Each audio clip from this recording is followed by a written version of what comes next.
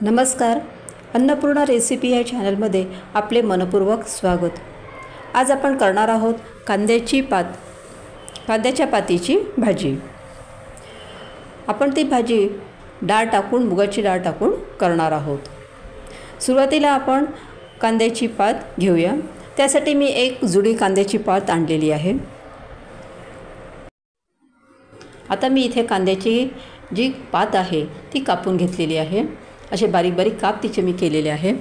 त्यानंतर तिला मी स्वच्छ 2 पाण्याने धुवून टाकलेली आहे। आणि आता इथे बाजूला मी थोडी त्यात कांद्याच्या पातीमध्ये टाकण्यासाठी मुगाची डाळ घेतलेली आहे। आता आपण भाजीला सुरुवात करूया। त्यासाठी मी कढई घेतली आणि कढईमध्ये भाजीला जेवढं आवश्यक असेल तेवढं तेल आपण टाकलेलं आहे। त्यानंतर मी त्यात मोहरी टाकलेली आहे। मोहरी तळतळल्यानंतर मी त्यात थोडे जिरे टाकलेले आहे।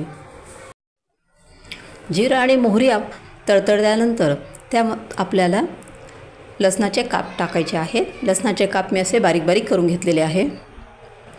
लसणाचे काप टाकल्यानंतर त्यात आपल्याला कांद्याची पात टाकायची आहे आणि कांद्याची पात चांगली आपल्याला हलवून घ्यायची आणि ती चांगली होऊ द्यायची आहे।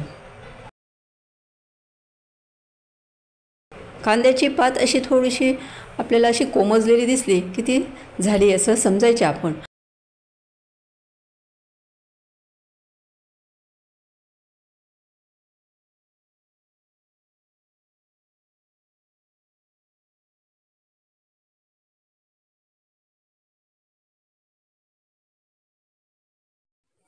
आता तुम्ही बघू शकता की कांद्याची पात चांगली कोमजलेली अशी, म्हणजे ती व्यवस्थित फ्राय झालेली आहे।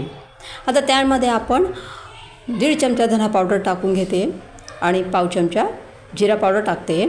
जिरे आपण टाकलेले आहे, तरी पण जिरा पावडर टाकली तर वेगळी टेस्ट आपल्याला अजून येते।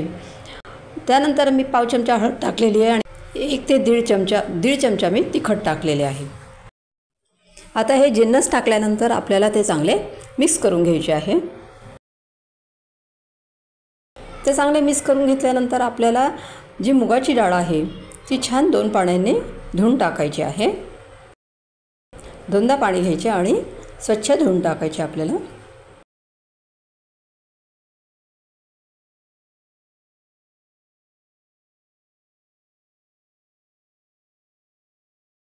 आता इथे मी धुतलेली जी मुगाची डाळ आहे ती त्यात मिक्स करत आहे। ती डाळ आपल्याला चांगली त्यात हलवून घ्यायची।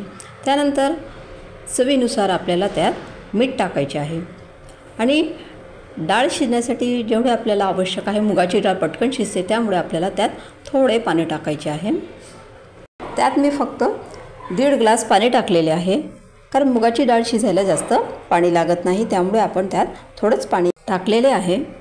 आता ते मिश्रण चांगले आपल्याला हलवून घ्यायचे आहे आणि ते हलवल्यानंतर त्यावर आपल्याला डाळ शिजण्यासाठी ताट ठेवायचे आहे, झाकण ठेवायचे आहे आपल्याला।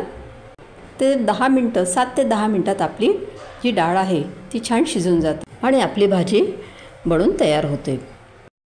अशा प्रकारे कांद्याच्या पातची भाजी आपली तयार झालेली आहे। अतिशय चविष्ट अशी ही भाजी लागते। तुम्ही ही नक्कीच करून बघा आणि माझी ही रेसिपी तुम्हाला कशी वाटली। माझी ही रेसिपी जर तुम्हाला आवडली असेल तर ह्या व्हिडिओला लाईक करा, शेअर करा आणि चॅनलला सबस्क्राईब केलं नसेल तर चॅनलला सबस्क्राईब करा। थँक्यू।